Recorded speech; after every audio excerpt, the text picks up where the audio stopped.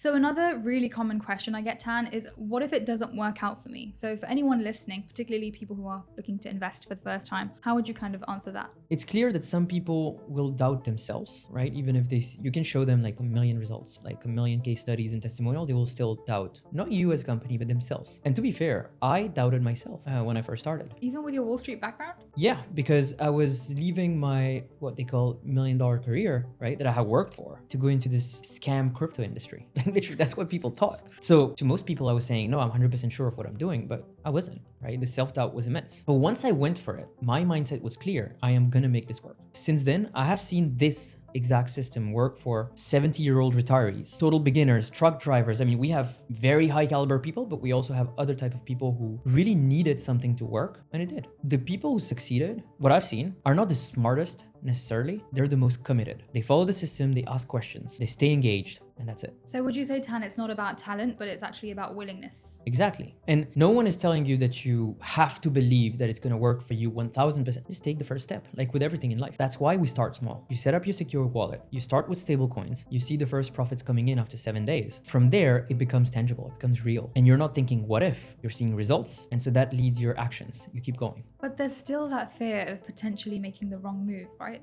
Yeah, sure. I mean, that's normal. The best investors, entrepreneurs, decision makers, they all have one thing in common. That's what I've seen. They don't wait for perfect information. They know a good opportunity will not feel safe. In fact, a good opportunity should feel scary. If it doesn't, it's probably not that good. Yeah, I actually agree with that. And I think that when it feels most scary, that's actually when you should jump, because that's where most growth happens. I don't know about the jumping part, but I've learned a rule from Colin Powell. Okay, he calls it the 40-70 rule. Make a decision when you have between 40% and 70% of the information. That's it. Because if you wait past 70%, the opportunity is already gone. That's how the greats operate. They take action based on conviction, gut feeling, and pattern recognition, not perfect clarity, because it doesn't exist. So what's the right mindset, Tan, do you think, for someone who's still thinking, what if this doesn't work for me? I would just say, ask yourself a different question. What if it does work? Yeah, I mean, what if it does? What if this is the one thing that finally gives you control over your financial future? What if the fear you're feeling is not a red flag? It's a sign that you're standing at the edge of something meaningful. That's what I would say, because gut feeling can be very powerful. Look, doubt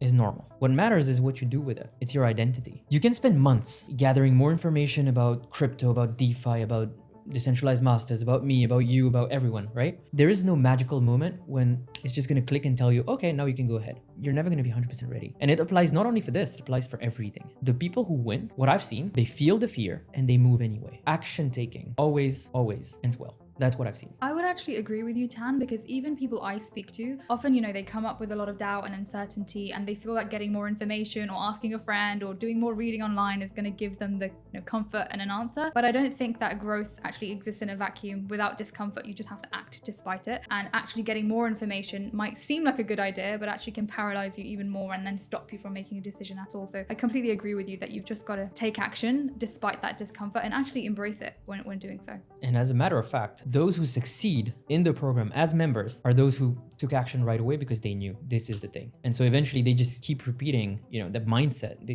just have it. And typically what you see is business owners, big real estate investors, these high profile guys, that's what they do. They're decisive.